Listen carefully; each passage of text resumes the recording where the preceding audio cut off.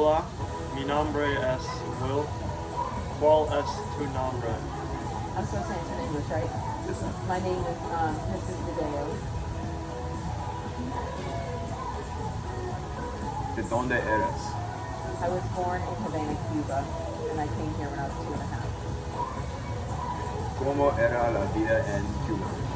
When we lived there before Fidel Castro went into power, it was still a dictatorship, but there was still a lot of freedoms. There was a lot of gatherings, a lot of parties. It was really no different than it is here. But then once Fidel Castro went into power, then the communism came pretty quickly, and then a lot of things were taken away. So we no longer had freedom of speech, freedom to assemble, any of that was gone. I got you and your husband. Thank you. No, we got finished. I don't want to. ¿Qué es lo que más extrañas? I think what I miss the most is when we lived there, the whole family would get together. My grandmother, my grandfather died when my mom was really young, but she owned a big building, and it was underneath it was their business, and upstairs were the apartments, and then there was a house attached behind it. So all my mom's cousins lived above, and then my mom and her family lived in the house. So there were always family gatherings. Everybody was very close and tight-knit.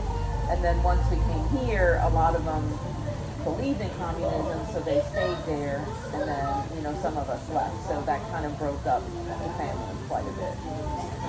¿Cuál era tu escuela? I didn't go to school there because I was too little, and my mom stayed home. But my mom went to the University of Havana. She actually took a couple of classes to learn English. My mom's family was wealthy. My dad's family was poor.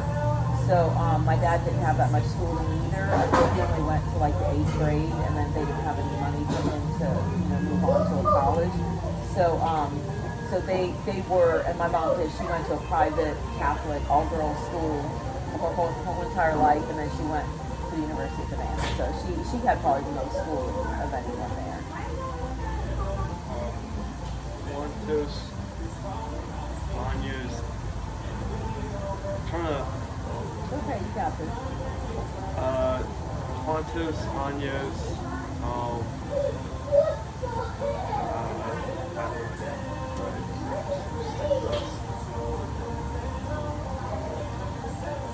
¿Cuál es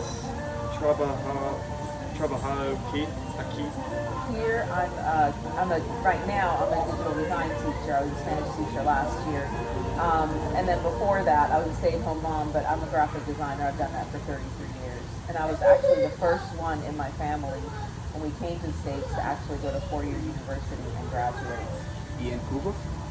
In Cuba, my mom never graduated. They left before, I think she only had 1 or 2 years of schooling. I never went to school because when communism hit, my mom was very vocal, and my grandmother told her not to go to classes because at the University of Havana is where a lot of times the students would revolt, and there would be shootings all over the campus because Fidel did not want anyone speaking up.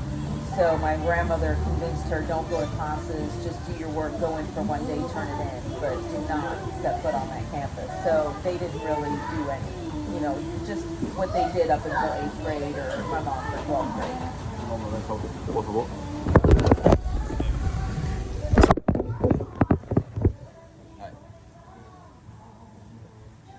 ¿Por qué te mudaste a los Estados Unidos?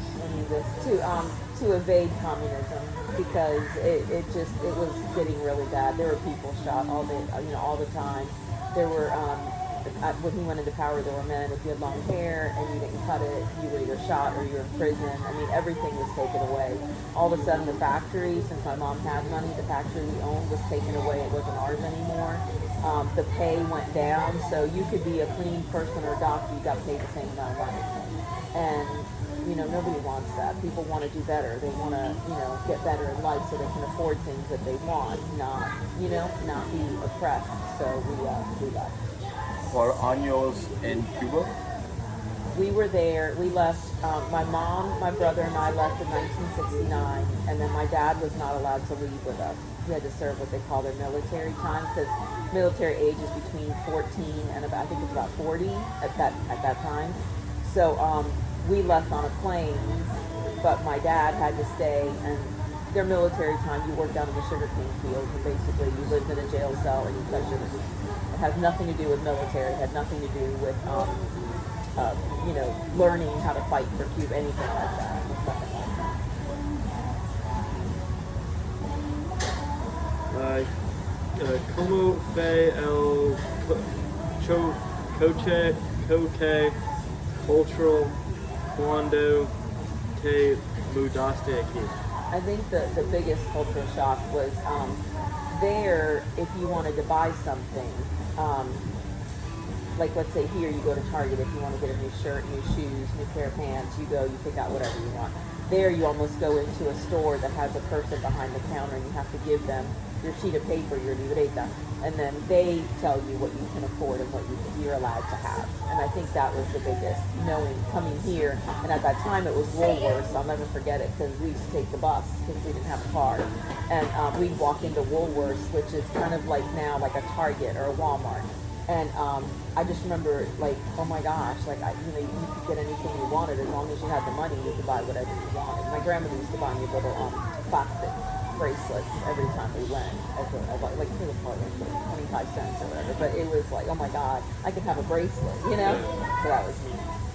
¿Cuál era tu familia? We came, the ones who came, Sí.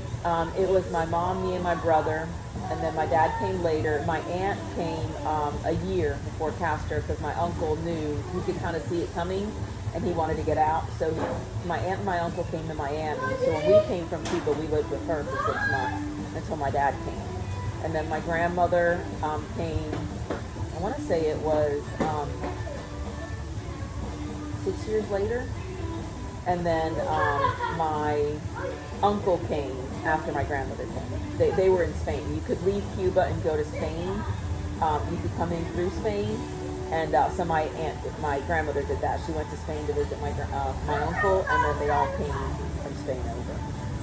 ¿Qué es tu favorita activity en los Estados Unidos? Oh my gosh. My hobbies. I love my hobbies. I don't know that I could do that in Cuba. There wouldn't be any money for it. Because I crochet, I knit, I scrapbook, I make jewelry, I paint. There's no way I could have ever done all of that. There's just no way. I couldn't have afforded it. So. Sí, gracias por el tiempo. De nada, you're welcome. Good job, gentlemen.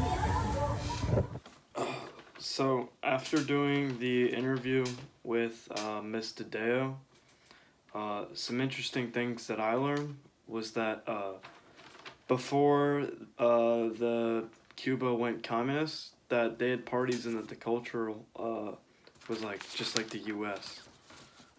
Another thing that I thought was very cool was that she was the first person to graduate from college in the U.S. in her family.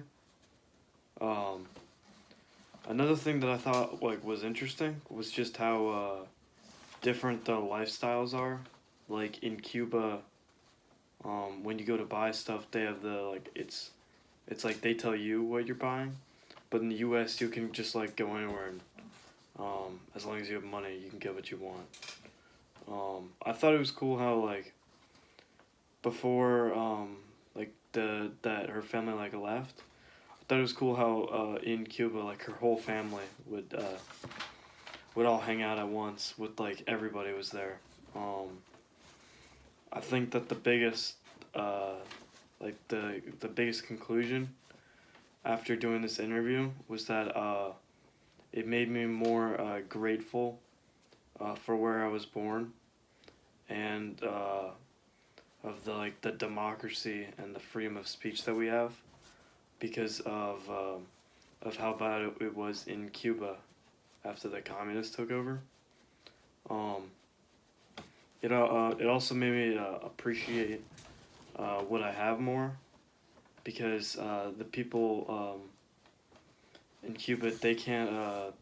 It's a lot more third world than it is in the United States here. I don't know. I thought she had a very interesting story.